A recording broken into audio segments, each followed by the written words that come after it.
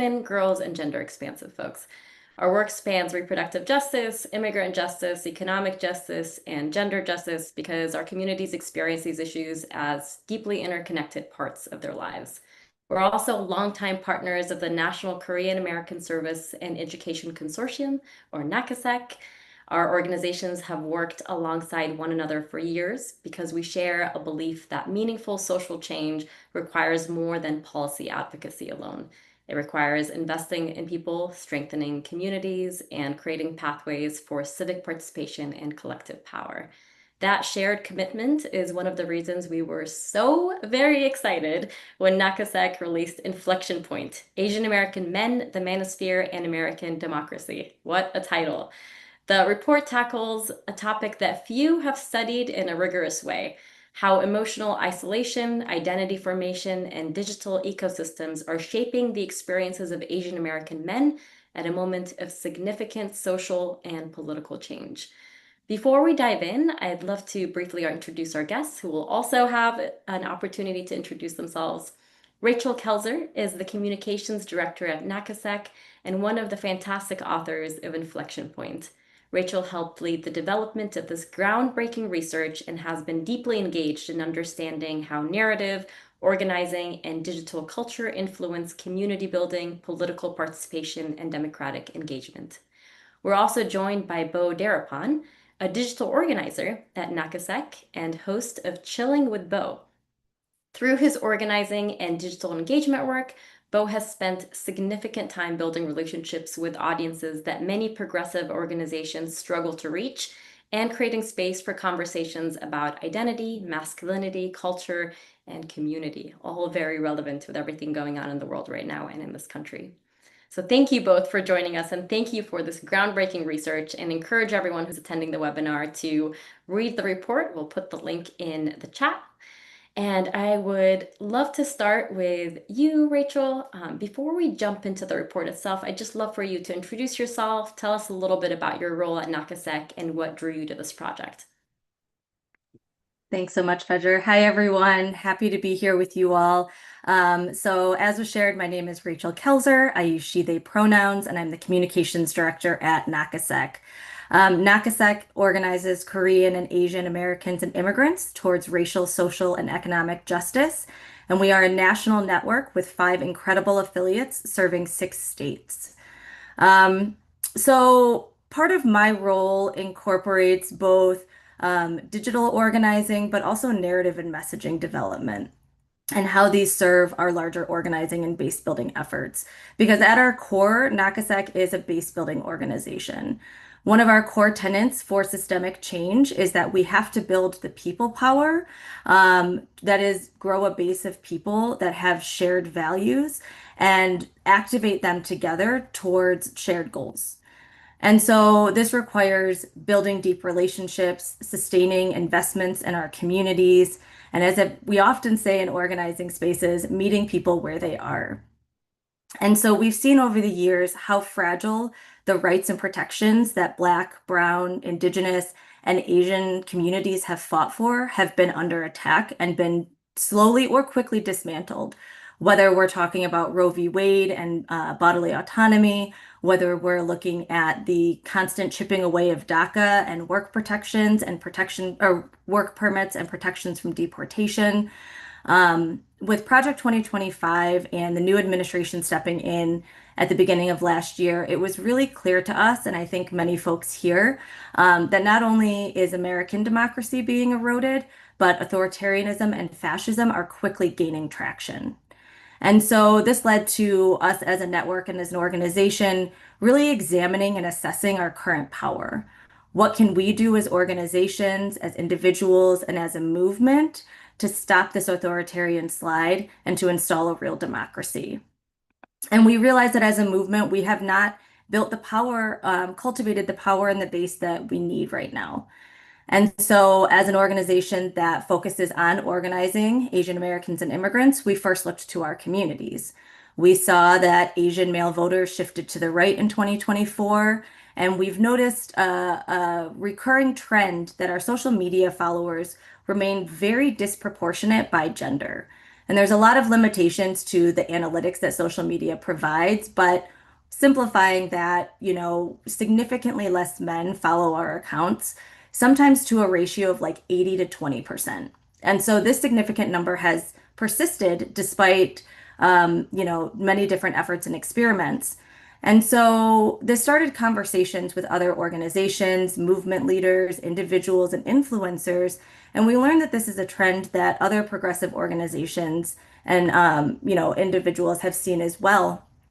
And so this survey really came out of these existing moments, both the landscape shifting rapidly and the recognition that we're at an inflection point with democracy and authoritarianism, and the questions of why aren't young Asian men connecting with us on social media? Where are they on social media? And what content are they consuming? And then, furthermore, what do we need to do to reach beyond our existing echo chamber and bring them into the movement? Thank you so much, Rachel. One thing that really stood out to me about what you just said is that this research didn't just begin with a concern about online extremism, right? There's a power building question here that I think is really critical. You recognize that Asian American men were significantly underrepresented among the people they were reaching and organizing with, and instead of making assumptions about why that was happening, you decided to investigate it.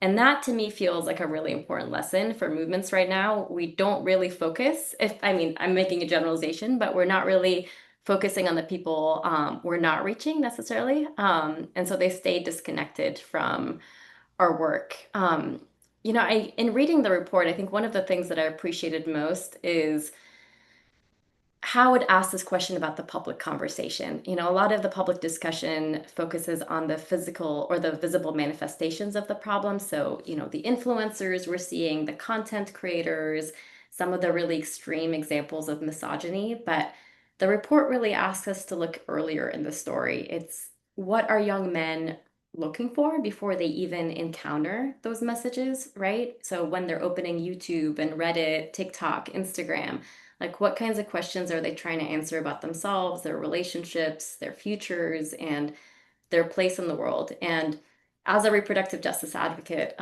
that feels like an especially important question. And I just want to also get us all on the same page. I think when people think reproductive justice, they think, oh, abortion or reproductive health care. But as a framework, it's a lot more expansive. At its core, reproductive justice asks whether people have the power, the resources, the support, and social conditions necessary to really make meaningful decisions about their lives, their bodies, their families, and their futures with dignity. And I think as someone who spends a lot of time in policy, I think, often gets framed as a solution, but it's the final chapter in a much longer story, right? So before we have laws, people have beliefs about power, about gender, about responsibility and autonomy. And those beliefs are shaped through their relationships, through culture, through media, through the stories that they encounter about themselves and the world around them. And I think the report is fundamental and radical in its insight into one part of that process. It helps us understand how young men are navigating those questions about identity and connection and purpose, and how those experiences are shaping broader social and political attitudes. And that, in within itself, is an invitation to think not only about harmful ideas, but about the conditions that allow those ideas to take root. Quick housekeeping, by the way, for folks who attending the webinar, feel free to put your questions in the chat and engage with one another. We will have formal Q&A, if you will, at the end, but we're going to try to make this dynamic and include your comments and your questions as they come. So back to you, Rachel. You talked about this idea of the inflection point, right? And the report is also titled that. So how did you land on the idea that Asian American men are reachable, that this represents an intervention point rather than just a crisis that we're understanding? Yeah, so a couple different things. I mean, I think first, as organizers, as organizations who are looking to build a base of people, looking to broaden community, to create large-scale systemic and structural change, part of that is because we believe that people are reachable. And we know that large scale changes happen with the individual and with our individual relationships. And, I think later we'll talk a little bit about something you had said about how policy is kind of like the last stop, but a lot of times people think of it a little bit sooner. And it is, like they do feed into each other for sure, but the ideas and the ways that we understand ourselves and our relationships and our world really do end up shaping that policy. And so, I think it's really easy to write certain communities off. I think we talked a little bit about this too, as either villains or lost causes or unreachable. And I think that framing is really reductionist, and it's a really easy way to end the conversation and to end to what something else you named earlier, right? To end our agency and our analysis and our interventions. And it really serves only to increase isolation. And so while it's true that the radicalization pipeline to authoritarianism and fascism is gaining rapid traction, and while it's true that the manosphere is growing, which I'll touch on a little bit later, and some of the culmination is the democratic values and protections are declining. Um, and these are being spurred along very intentionally. But at the same time, um, we're not yet at a point where this is so fully entrenched, right? So one of the main findings that really surprised me and led to the framing of this report is that 1 in 5 young Asian men are engaging with manosphere content on a regular basis. So like very intentionally. In the survey, we first defined the manosphere, and then we asked a series of questions depending on whether or not they engaged with it. And then we also found, however, though, that 35% are regularly seeing Manosphere content on their pages. So the algorithm is pushing this content to them, whether or not they're looking for it. The Manosphere itself has become its own term, and some folks identify as part of it, some don't. But there's some common threads and messages, including, strong anti-feminism and misogyny. Um, and so even when folks aren't looking for this, they're seeing this content regularly on their feed. But while it's very alarming, it's not to a point, it's still at a point that we can influence and alter. And so the goal of the framing of this report, the title and kind of what we hope to do with it is to really create a model to inform practice and also, really underscore that it is research that is rooted in our practice as well. Thank you so much. Yeah, what I appreciate about that framing is that it creates both urgency and possibility, right? Like, I think the report is very clear-eyed about the risks, and we're seeing the risks firsthand, everyday play here in the country and around the world. But it also suggests that the future is not predetermined. And I think if this is truly an inflection point, which I fully believe it is, what happens next really depends on whether our communities, our organizations, and our movements are willing to engage with harmful narratives before they become deeply entrenched. And thank you also for noting that surprising finding. Um, yeah, I mean, that really stayed with me, right? That folks were looking for fitness advice, for relationship advice, for guidance about self-improvement, like generally like a sense of direction almost. And then they were led to this content, which is terrifying, but also gives me hope. Um, and yeah, it's critical that we make that distinction.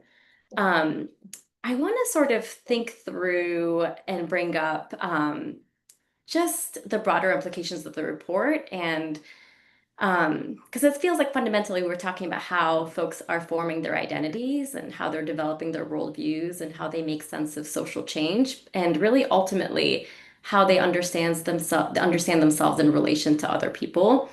Um, so one of the findings that stayed with me is that a majority of the respondents agreed that society ignores the struggles of men and boys. How should movements interpret that finding? And I mean, even more fundamentally, how do you acknowledge those experiences without validating misogyny or, a broader grievance-based politics? That's a great question. And I think it's one um, that isn't necessarily new to movement spaces, and one that I think for a lot of organizations we continually have to grapple with, because to do the real work of, again, meeting people where they are, bringing them in, that means, you know, creating a community where people don't all think alike, don't have the same experiences, share some values, but some might diverge, or how those values play out might look a little bit differently. And it's our job as organizers to get people to a similar enough page again to work towards very specific goals and objectives. Um, and so I think one of the things we have to remember is that validation of an experience, validation of, yeah, an experience, an emotion, a feeling, a perspective doesn't equal agreement or permission. And so we can validate the experiences of young men, and also in that maybe challenge or introduce new ways of making meaning of these experiences.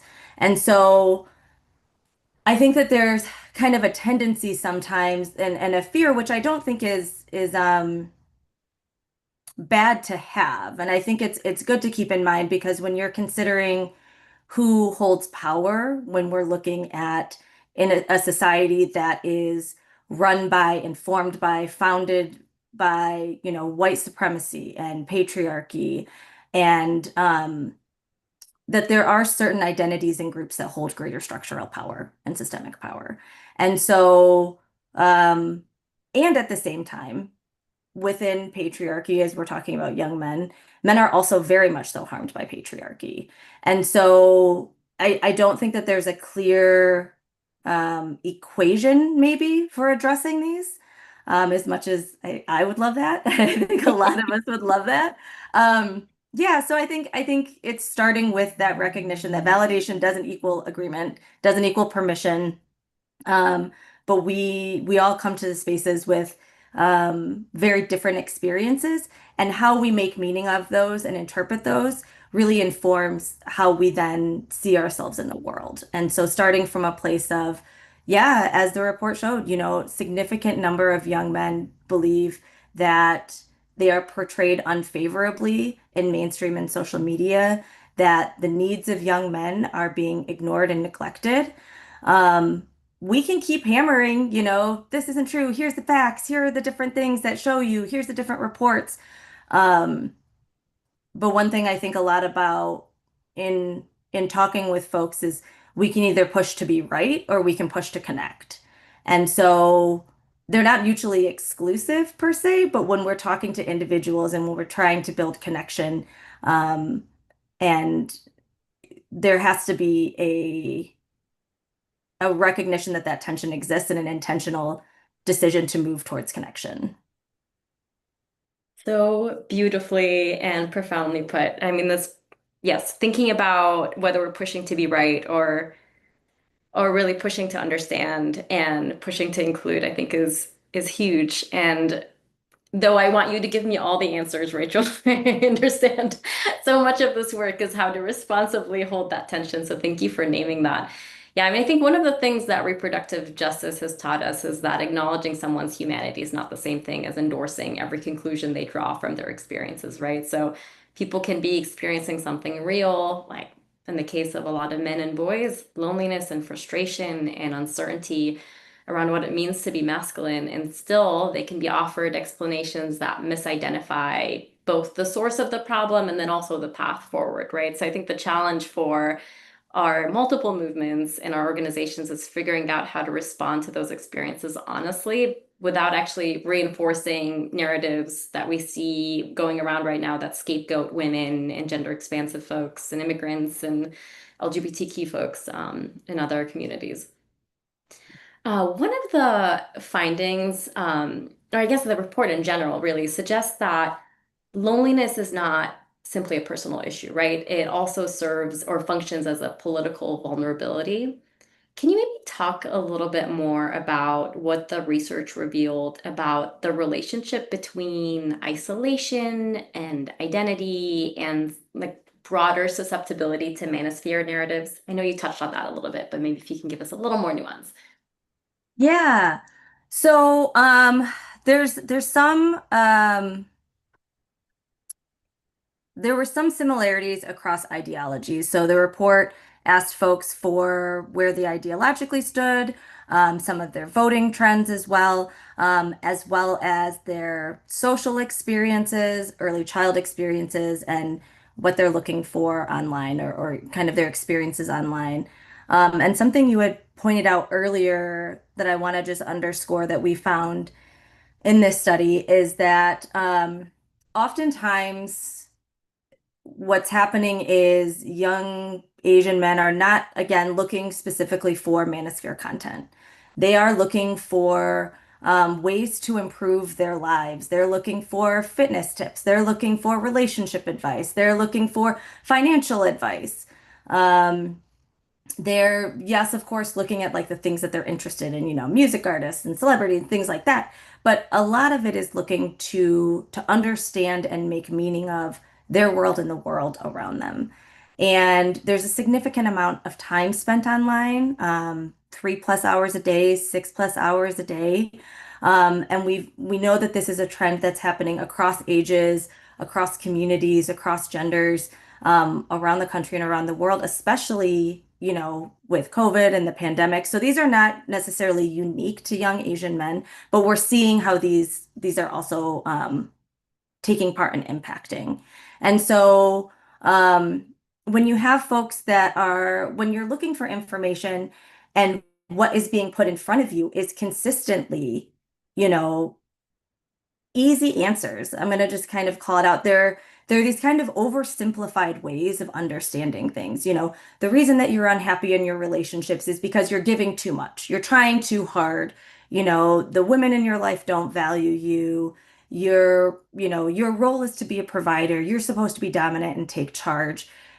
There are these messages that are very resonant in other cultural aspects and messages that we've all received because of the dominant systems that exist. And so they're just kind of being reinforced. And when you're seeing them constantly, um, when they're woven in kind of insidiously to these other spaces that you're looking for, it's not like, again, they're going necessarily, looking for a page of a person who's like, I'm a manosphere influencer and I'm gonna solely talk about these things, but it's someone who's working out and just talking to them about how to eat better and how to, fix your form when you're weightlifting. But as they're doing it, these kinds of values and these ideas and perspectives are getting uplifted. And it's a combination of, yes, the dominant hegemonic narratives that exist, and also honestly like the far right's investment in digital spaces. And so the algorithm is algorithming and doing its thing. And so when you have kind of this echo chamber that is created with answers that are seemingly simple and explain away things that you're feeling real pain and struggles with, and you don't necessarily have additional spaces and relationships where there are other examples and other answers and other information being provided, and coupled with, maybe early childhood experiences of these narratives or of needing to lessen your own connection to yourself, your emotions, your emotional experiences, attachment, these things that we know humans are wired for, but are often very much so denigrated in men. You kind of create this like, there's this like extra vulnerability that I think exists and is much easier to perpetuate and take advantage of.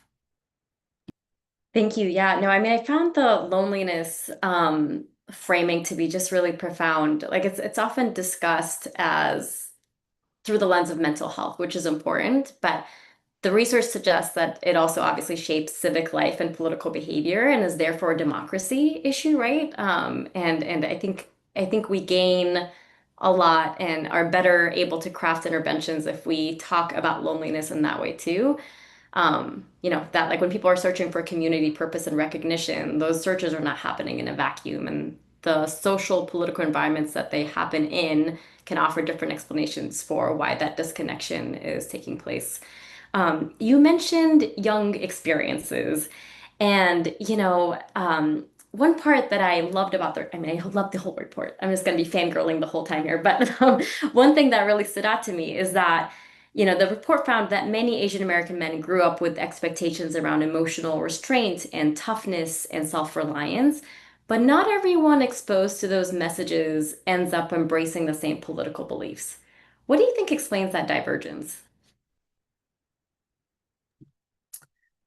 I think it's probably a complexity of experiences. I don't know that there's like a, you know, choose path A, choose path B, if you have this, you're kind of like funneled in. I don't think that there's any kind of like a clear condemnation to either direction. Um, but I do think that there are some things that influence likelihood or like vulnerability to certain pathways. And so, um, for example, there's the study found that for 77% of the people surveyed, that their role models supported traditional masculinity values. So when we say traditional masculinity, that's emotional restraint, so like stoicism, self-reliance, and dominance.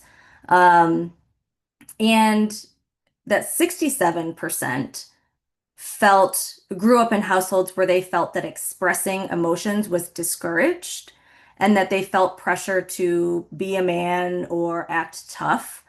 And so when I think about that and I think about the values of um, authoritarianism or the values of democracy and what those things kind of entail, whether it's, empathy and valuing diversity, whether it's, valuing dominance and asserting that dominance and, more of a hierarchical type view.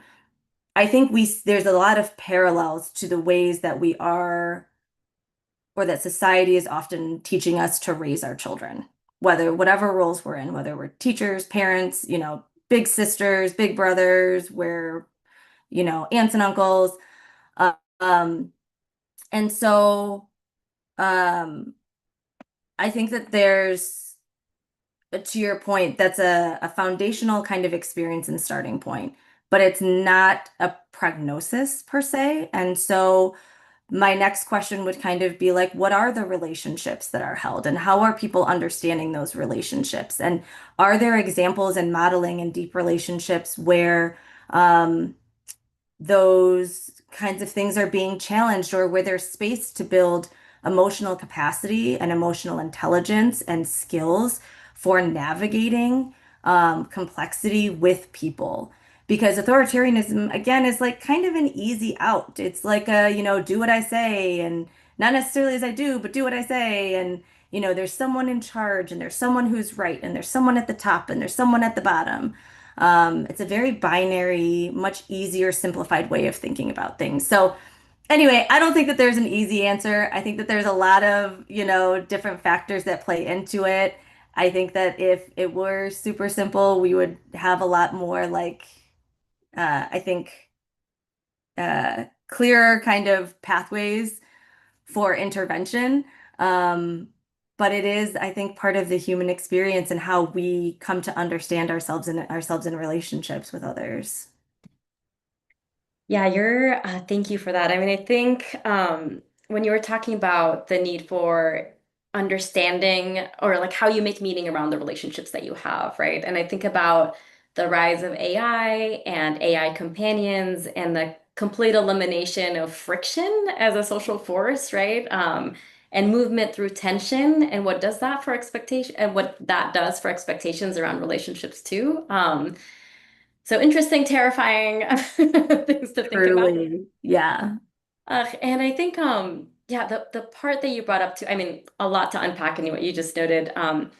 But one of the things that you noted around, authoritarianism reminds me of hierarchy and how hierarchy was brought up in the report. That the Manosphere often presents hierarchy as a solution to uncertainty. right? So if men feel disconnected, then the answer becomes authority. If your relationships feel difficult, then the answer becomes control. And if, social change became like feels destabilizing, then the answer becomes rigidity and like rigidity within gender roles. I'm curious, Rachel, from your perspective, that understanding of the world, how does that eventually translate into politics? I mean, eventually here I'm using very loosely because we're seeing it firsthand again, but riff with me here and tell me like how you're thinking through this. Yeah, well, I think that we have a lot of examples that we don't even have to think about. It's like being a fish in water. I mean, under capitalism, there's hierarchy, right? So again, someone has to be at the top. And for there to be billionaires and now trillionaires, there have to be workers that don't get paid for their profits. We have white supremacy where there's a certain race is seen as better or worse. And these are continued, created through perpetuated through colonialism and imperialism.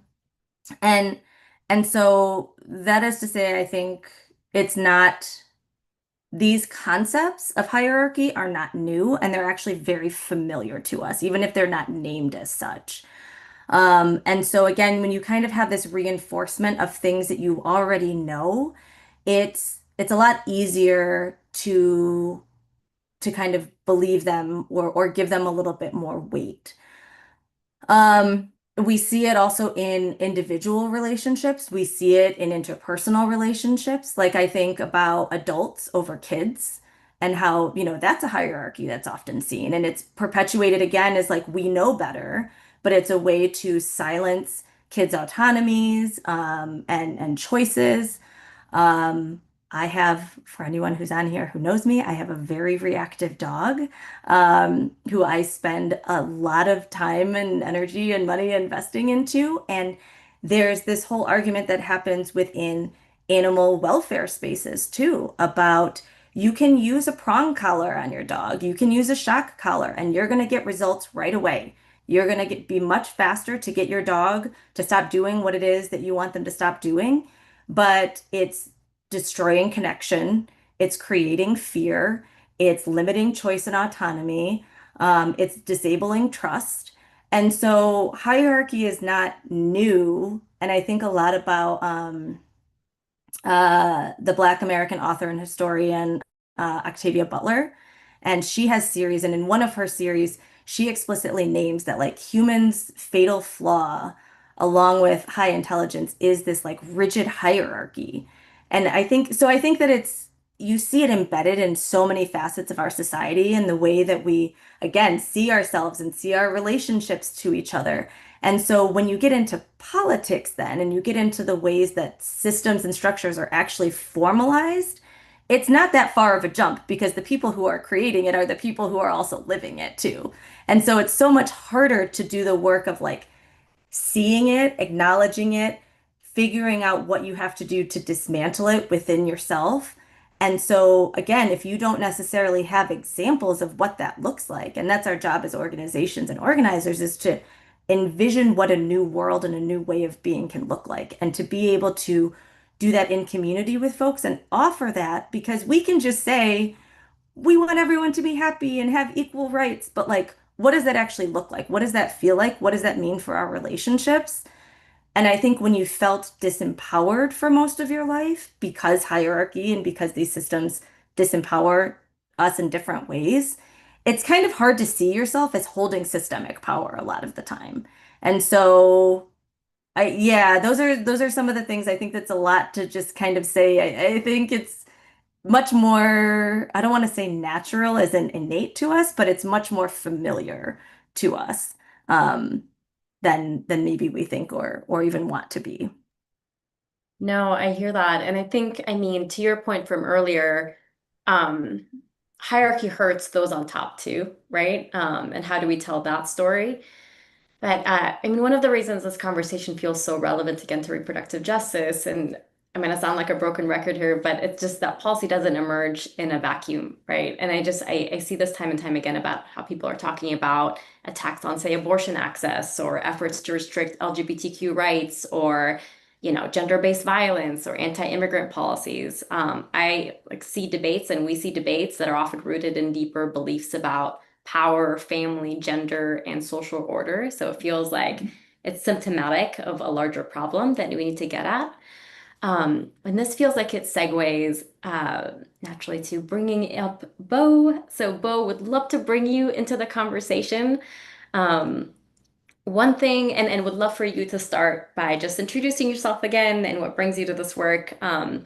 But one thing I really appreciate about your work is that you're engaging audiences many organizations are struggling to reach, and you've spent a lot of time building trust with folks who are often absent from traditional advocacy spaces.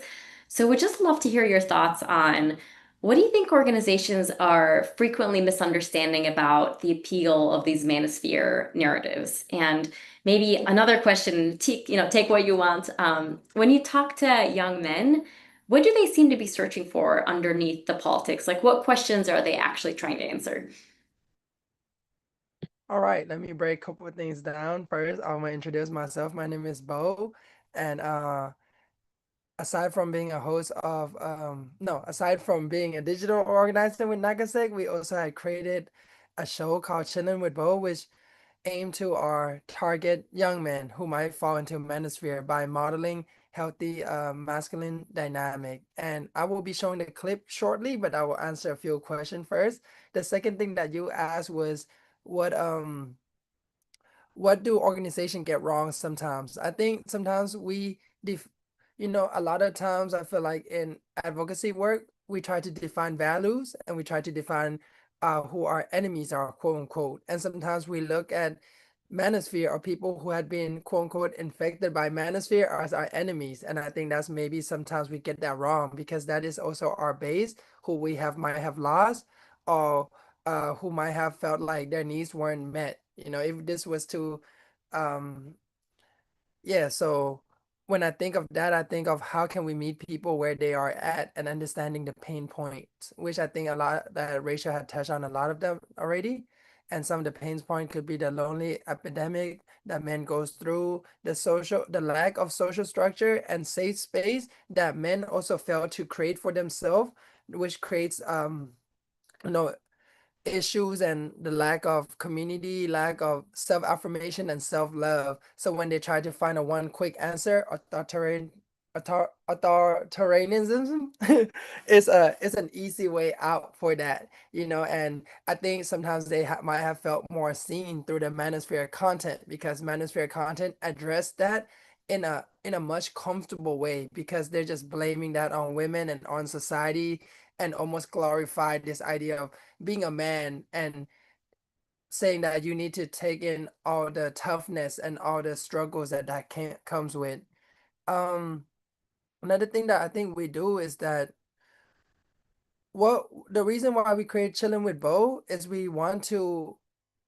believe that young minds are easily affected. There is this quote about a tree, right? I don't know the direct quote, but the idea is that um the tree older trees have stronger branch. So when the branches are still not as strong, it's easier to mold. So we want to we want to create something that is more like a dynamic and something that would target young audience, growing men, and something that is casual and not right on the nose. And the last thing I think that organization get wrong sometimes is that will be like, no, don't do this. This is bad. But we're not understanding why people are even doing that.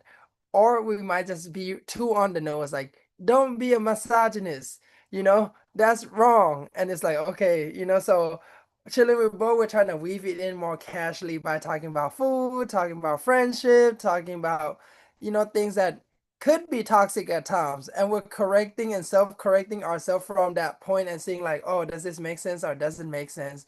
But before I move on to, oh, I don't know if it's still working.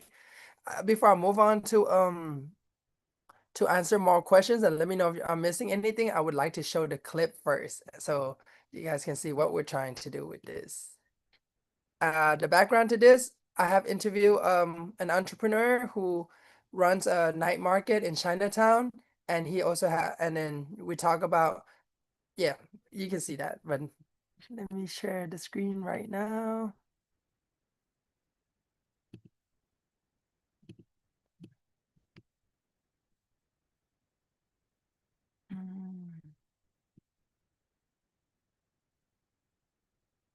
Thai people always like, hey, Let's full screen this. Thai people always like, hey, กินข้าวยัง? Like, did you eat? Right. We always eat first, and before you go home, like, you want something taking to your place. We have really good cuisine, Right. and our heart is just like is fulfilled when other people eat our food. The first time I met Oak, Oh yeah. I feel so loved. You don't understand. I went home Yeah. and told everybody about you. Even Yeah. my aunt, that's why I came the next day with my aunt. Yeah. Because I went and he's like, oh, Bo, oh, you're the guy who does this and that, right? Yeah. On social media. And he's like, come. Eat some of this Thai rodeo. And it's Yeah. like Thai barbecue. And it's like nam tok or la, Mhm. right? Like, Mhm. right? And then Mhm. I had it and I was like, damn, this shit is so good. And Mhm. he's like, yeah, for you. And I Mhm. was like, damn, for real? Mm-hmm. I was crying inside, man. I didn't tell you too much, but like, I had this whole thing of like, you know, I've been in the US since I was 13. Mm. So I grew up like that in Thailand, but I don't experience that often in America. So for me to be like that and tap in, and after that I was like, oh, I need to tap back in with Thai people. Appreciate you Yeah. coming, and that's what I always do. Not just like, hey, I see Bo and we might have a future opportunity working together or whatever. Mm-hmm. Whenever I feel like I just get the food, Mm-hmm. and giving the food, it's just so simple. Right. I want to be a giver by giving good feeling, good entertainment, whatever I do, from content to night market to music. I'm trying my best to live the best version of my life. All right, y'all. So I hope you like that clip, and a quick breakdown that I would like to say on that is just that, we have this idea of like, oh, every man for themselves. Men don't need to show love, right? And I think we try to model that and practice that too, because a lot of the reason why we suffer is also because we fail to do better for ourselves. So we can easily fall into propaganda of why we are experiencing these pains. Thank you so much, Bo. That was a fantastic clip to show, and it's important to see that, I think what that brings up for me is that meaningful intervention just requires more than just, directly rebutting harmful ideas, right? It's creating these environments where people can find community and purpose and mentorship and connection. And so it's a fantastic, and it feels like a very empowering realization. I know we have quite a few audience Q&A, which is amazing. So I want to bring the audience into this conversation. And I'm just going to pose a question and then we can take it on together. So one of these questions is, how much of this is really about being Asian American specifically, and how much of it is just true for young men in general right now? Did your study have a way to tell the difference? Great question.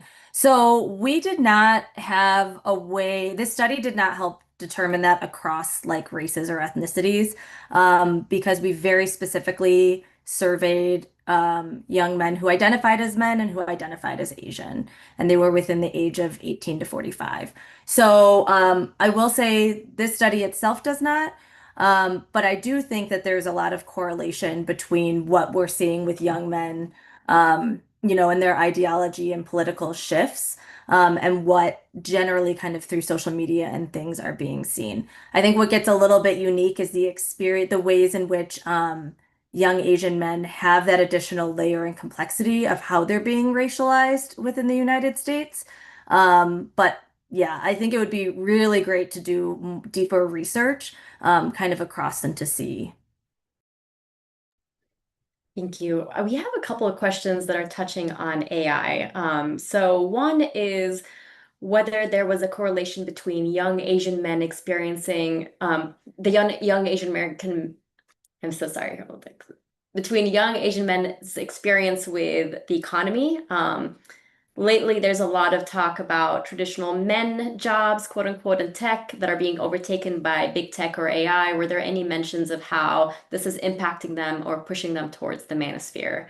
And then there was another AI question specifically about were there any questions about the use of AI chatbots? This person's very curious to learn about how the male loneliness epidemic might drive young Asian men towards the use of AI companions. So, sort of what we touched on earlier.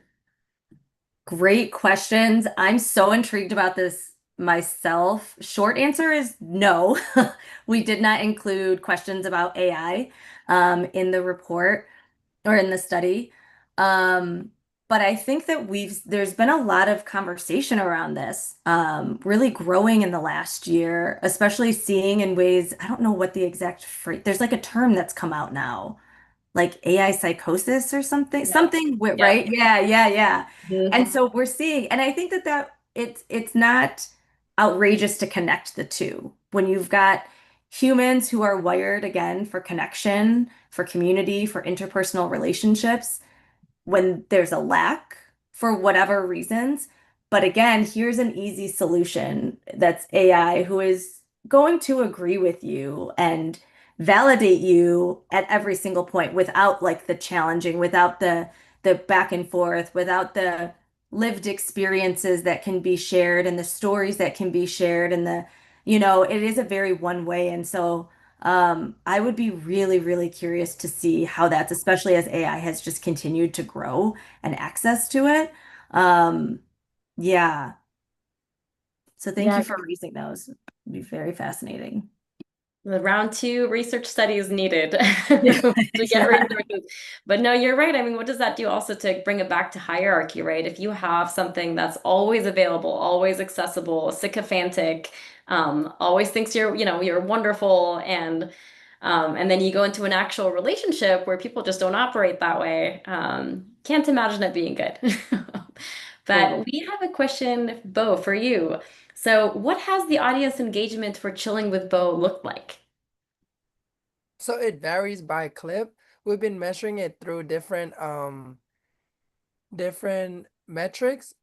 One of our the highest metrics is that is through Instagram Reel. So we have up to 10 to I think our highest views of a reel might be, let me check the phone right now. Might be it's over 10,000. So the highest one is like 22,000. So I think we are reaching a lot of people in terms of clips, and that's where we're reaching people mostly. Just as clips, and we are working on trying to find ways to have people subscribe more to the longer form podcast. But we are having some downloads as well. I think what really worked for me is that I feel like people felt very deeply about the podcast. And so because there are people who just reach out to me to be like, hey, I want you to interview me. And when I just say like, okay, I don't know, we have the budget to add more episodes, they're like, I'll pay for it. I just like the dynamic. Or there's people who approach me on the street that I know or I don't know that just like DM me and it's like, oh, this was really helpful. This was a very real conversation. So I think in terms of virality, we are working on it and we are reaching a good amount of people from scratch and we're finding the tone. But in terms of the impact, we are feeling that the impact is touching people deeply and is also touching a lot of things that because we get vulnerable on the podcast as well. And we also brought up a lot of identities, right? Like immigrants, people who are English as second language, people who grow up in LA in quote unquote the hood, and we just have different hustling and different engagement point. Thank you. And there's another question for you, Bo. So I'm just going to read this. You talk a lot about young men creating the life they want. What is one lesson or piece of advice you gave early on that you've completely changed your mind about after talking to so many guests? And maybe, Rachel, I'll offer you the sort of mirror of that for the report. Was there something you changed your mind about after doing the research? I'm so sorry. Could you repeat that question one more time? It's the second part that I missed out. Yeah, my apologies. So, what is one lesson or piece of advice you gave early on that you've completely changed your mind about after talking to so many guests? Oh, okay. Um, Okay, I'm trying to understand the question too, and y'all can clarify it. So the question is, what's advice I would give or the advice that I received that helped me run the podcast? Is that what I'm understanding? Or is it like advice that like changed me as a man? I think that's, you know. Yeah, fair, totally fair. And the person can clarify if they want, but I read this as you talk to so many folks in the course of, running the podcast. Maybe like what's something that you've changed your mind about? Oh, okay. Okay. Oh, okay. Now I'll take both sides. Okay.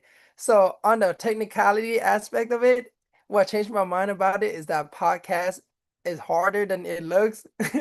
And then that, it takes more to get people to be vulnerable and for the conversation to flow. So what I learned is that you really need to build trust in the podcast while performing, and you also need to build vulnerability, and it takes sharing a lot of yourself and active listening, but also knowing when to kind of sway the conversation here and there, so I think it's almost like a dance. I think what I learned is that it's a dance where you got to be vulnerable, expressive, but you also need to redirect each direction and hear them out.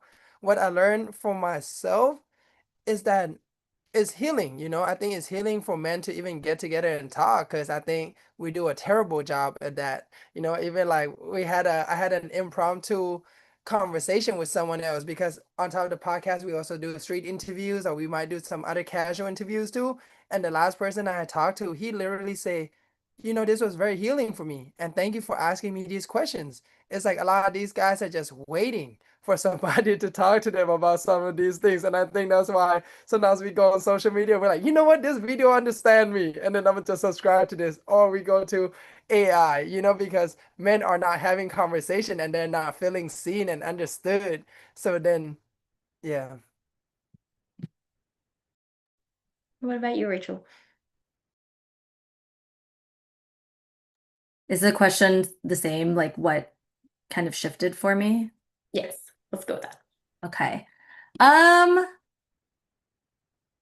I think one thing that was underscored to me was how relational this work needs to be when we're talking about like political structural systemic change. So it wasn't so much a shift, I think it was a significant underscore. I think the thing that shifted for me, I don't know if it was really a shift. I think a challenge, something that Bo had said kind of sparked this in thinking about it, is it is a challenge, I think, as organizations, as organizers, whatever, we even kind of trying to talk to a broader base, the ways that we are talking need to shift a little bit. There's, language for folks who are in movement. We often use a lot of jargon and very specific language. Um, but when we're trying to reach that, whatever we call like the movable middle, um, the language, the approach is a little bit different. And that I think has been required some shifting for myself when looking at like when Bo is and I are talking and looking at the podcast and trying to plan it out. We're like, I'm like, I'm not the intended audience. And so, having to like think in that way and kind of shift. And then yeah, it just, so I guess it's more of a mindset shift in kind of approach when thinking about this specific audience. Beautifully put. That brought up a lot for me, but I know we are short on time, and I want to take maybe a couple more audience questions combined into one, and then want to have a bigger question for you both, and then we can close out. I'm sorry, folks. Hopefully, the start of more conversations to come. So, we had a question about, we're fans of disaggregation. Did you see any notable differences between generations/age groups and between specific Asian ethnic groups? Great questions. I think that this is where additional studies will be needed. So, no real strong disaggregation between age groups or ethnicity identifiers. And the other thing that I would be curious about that was also not included is sexuality and gender like identification. And so I think that there's definitely limitations in terms of kind of like the complexities that the report offers in terms of differences between different communities. So definitely need additional research done. Thank you for that. So, the report frames this moment as an inflection point. And if that's true, which I fully believe it is, our interventions would look different over the next X number of years, right? So maybe I want to ask you this bigger question of what do we need to do differently? And I'd love to ask the both of you to imagine that we're coming back together 5 years from now and we've gotten this right, right? What would be different? And not just politically, but in the lives of our men, the lives of Asian American men themselves. Like, how would our communities, our relationships, our public conversations look different?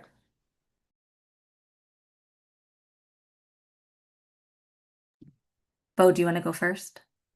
Do you want me to try? I could go first. Um, I think what I feel like can come differently from an Asian man in 5 years, I would think that there could be more self-love for themselves and acceptance. I think um Asian a lot of the reason why Asian men are problematic is I think is also because they do not accept their own identity. I think that is why I feel like people are moving to the right. It's almost like we're chasing this idea of like success, masculinity, respect, and then what does that come with? And it is prescribed with like, okay, then you need to act this and that and this and that way. So there's a lack of self-love and acceptance from that. And then it perpetuate like, oh, you know what? I'd rather be like this in order to gain all of these things that I want to gain.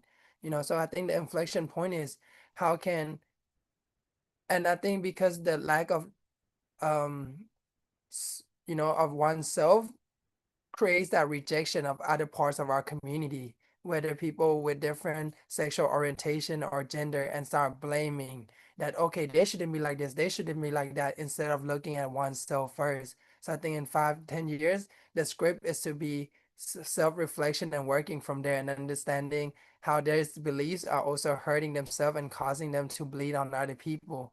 So I'm not sure how we are going to do that, but all we can do is encourage that conversation to happen. And if we just keep pointing fingers at each other, then it will never happen.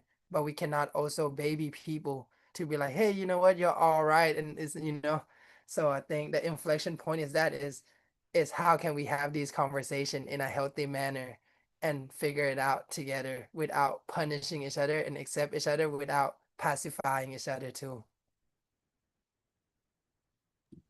I love all of that. I feel like I don't really have anything to add. I think like tangibly, maybe more young Asian men joining our movements.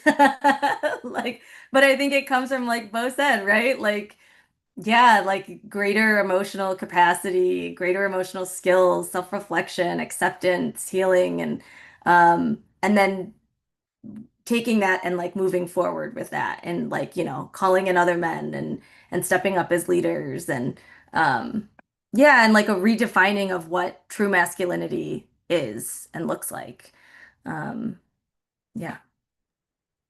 Thank you both. Yeah, I mean, what stayed with me throughout this report is that the findings point us to a challenge that's ultimately much larger than social media, right? It's a question of whether we can create spaces where people can build meaningful relationships and wrestle with these really hard questions about identity and purpose and find pathways towards connection that don't depend on hierarchy and domination and exclusion.